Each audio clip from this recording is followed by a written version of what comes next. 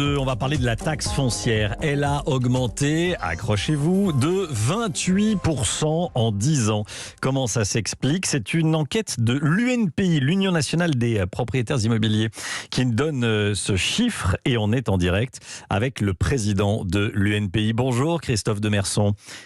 Bonjour Romain Desarbres. Merci beaucoup d'être avec nous en direct dans Europe Midi. Vous savez que vous allez intéresser énormément d'auditeurs, je vous le dis. Comment ça s'explique cette hausse de 28% en 10 ans de la taxe foncière en moyenne, hein ? Ça s'explique en réalité que c'est un peu la solution de facilité pour les maires et les collectivités locales. C'est vrai d'un autre côté qu'il faut toujours plus d'argent. Et c'est vrai qu'il y a la suppression de la taxe d'habitation qui entre maintenant en jeu, qui va rebattre les cartes. Et c'est vrai que tout ça, c'est beaucoup d'inquiétudes et beaucoup d'argent. Et les propriétaires, ils mettent la main à la poche. Et pour vous dire, par exemple, là, les propriétaires, cette année, ils ont mis la main à la poche pour 35 milliards d'euros.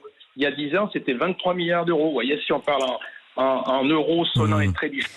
35 milliards d'euros. Ça veut dire qu'il y a un effet vase communicant, un peu moins de taxes d'habitation, enfin même une suppression de la taxe d'habitation pour une majorité de Français, et puis une hausse du coût de la taxe foncière que payent uniquement les propriétaires. Hein.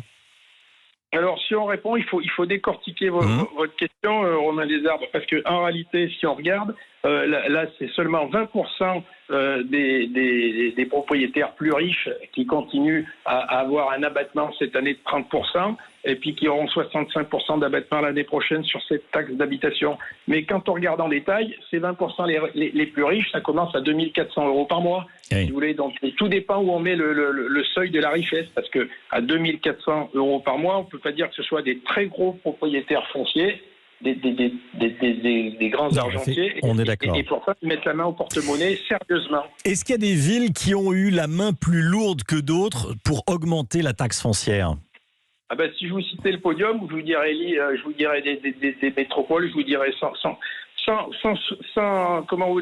surprise, hein, c'est toujours Nantes. Et Nantes, si on regarde, là, c'est 37% de hausse. Oui. Si on regarde ces villes urbaines, c'est Clermont-Ferrand, c'est Lille. Vous voyez, c'est des villes qui ont lourdement sollicité les propriétaires. Et c'est vrai que nous, on est inquiets parce que jusqu'où ça va aller, je pense qu'il faudrait que tout le monde se calme et qu'on trouve une solution ou au moins une règle d'or pour stabiliser tout ça. Et je veux dire, l'État a été capable d'encadrer les loyers. Moi, je propose tout simplement, l'UNPI, nous qui défendons les propriétaires, on propose tout simplement que ce soit les taxes foncières qui soient encadrées, parce qu'il faut rappeler quand même que c'est 2,3 mois en moyenne de loyer pour une taxe foncière. Donc vous voyez que c'est quand même énorme. Et quand on dit 2,3 mois, si vous avez été à Nantes, ça fait plus que ça. Donc ça fait quand même beaucoup d'argent tout ça. L'encadrement des taxes foncières, de la taxe foncière, demande le président de l'UNPI sur Europe 1 dans Europe Midi. Merci beaucoup Christophe Demerson. Merci d'avoir été en direct